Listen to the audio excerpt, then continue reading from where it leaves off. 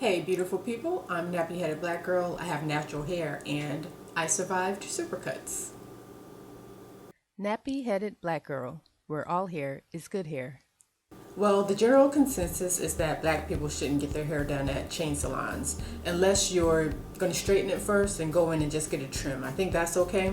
But any reviews that you look up online for places like Master Cuts, Sports Clips, Supercuts, run. If you're black, especially if you have natural hair, then you shouldn't be going to a place like that. That's what it says online anyway. And before I went, I looked up reviews on YouTube. I tried to find some videos on YouTube for black people who went to Supercuts, and I only found one. And the title of her video was something like Supercuts my hair. So, plus all the reviews that I saw online just warned black people not to go to Supercuts. There were a lot of reviews online from white people saying not to go to Supercuts. Why did I go to Supercuts? Convenience, money, and I liked the staff.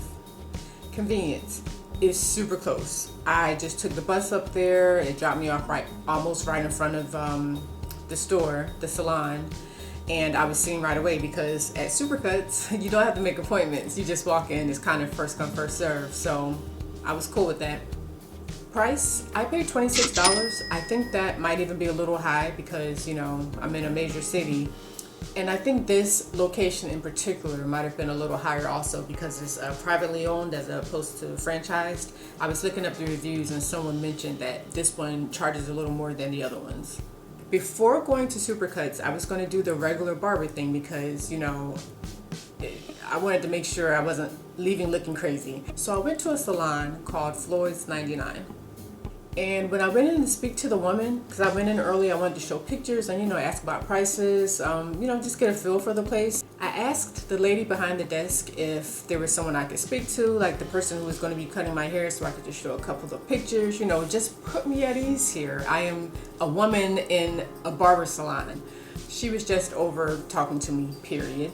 She didn't try to see if there was someone who could speak with me. She didn't want to look at my pictures. She pretty much just gave me a card and told me that I can make an appointment online. So I left with a bad taste in my mouth. I wasn't feeling very comfortable. That's the word. I didn't feel comfortable getting my hair cut there because I didn't feel like they cared about me as a customer. Let me tell you guys something.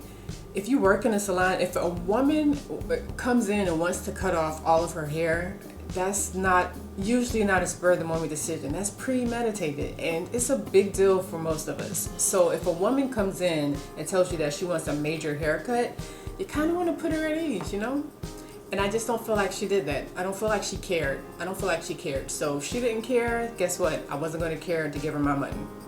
So next I looked at a couple of black barbershops, and the prices are just, goodness gracious.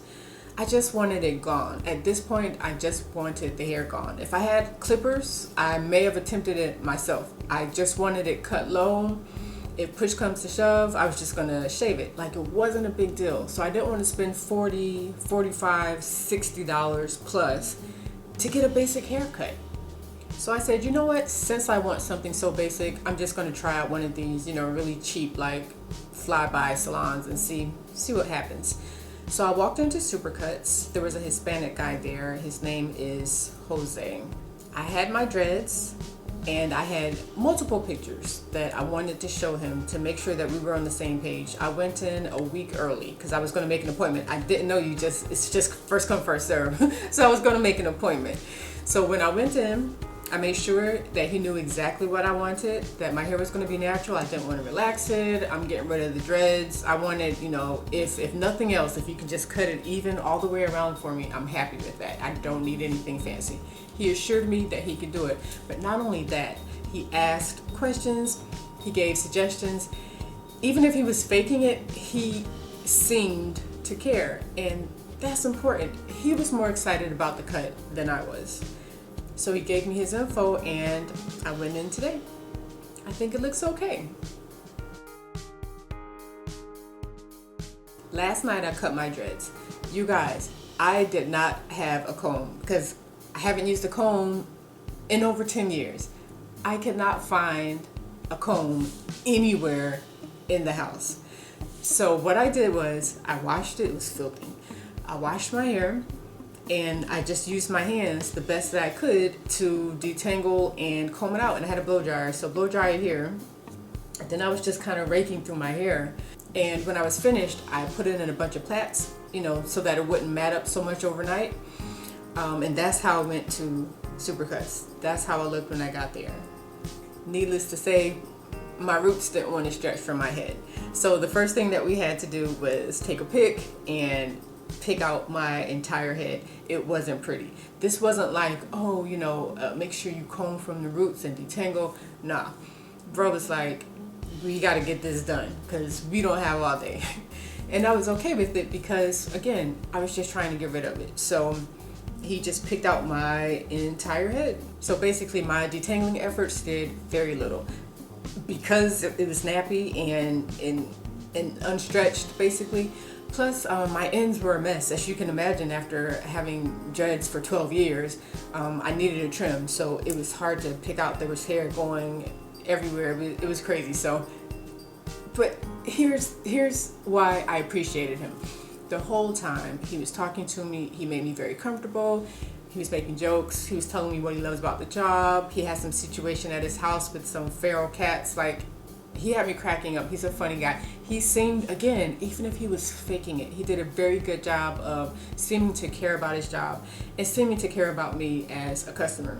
Now, I'm a black woman sitting up in Supercuts with natural nappy hair. I'm sure that doesn't happen often, but he never made me feel uncomfortable or like he was going out of his way or having to do extra work to, you know, to pick my hair out. After we finished picking out my hair, he told me, and so they don't swing you around at Supercuts. Like, you get to see what's going on with your hair. So it's not like the black salons that I have had experience with. So I saw everything as it was going down. He told me why he was, you know, doing it, you know, cutting first. And then when he got ready to use the guard, he told me why he was using the guard. He freehanded at first, like he explained everything to me. He told me why he cut it square first, and then you have to go in and do this and that, whatever. So I never felt out of the loop. It wasn't like a surprise, you know, he just cut my hair and then at the end they swing you around. Hey, you like it? Like, I saw what was going on each step of the way, and I appreciated that. Would I recommend Supercuts for people with nappy hair?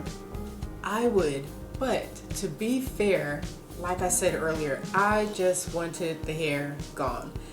And this is not what I asked for.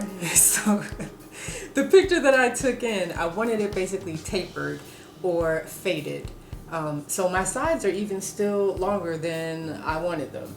So this isn't what I went in for. But again, I basically just wanted something, I wanted it cut even. As long as he did that much, then I was happy. I could always go to, you know, a barber and have it shaped up the way that I want. But for me, this is okay. So the money coupled with the convenience, and again, the stylist had a lot to do with it, because if I didn't mesh with him when I went in there for the consultation, so when I went in there the week earlier, then I wouldn't have gone back. So I really appreciate, he made me feel really comfortable, and I had a good experience. If you guys want a little more information, more details and stuff about my Supercuts experience, you can check out my blog, nappyheadedblackgirl.com. Also, I posted a big chop video. If you missed that, I might look a little different than I did the last time that you saw me in the video, so be sure to check that out also. If you guys have any other questions about my Supercuts experience or about my big chop, hit me up. Of course, you can always reach me here on YouTube or on my blog, nappyheadedblackgirl.com. I am always open and eager to help.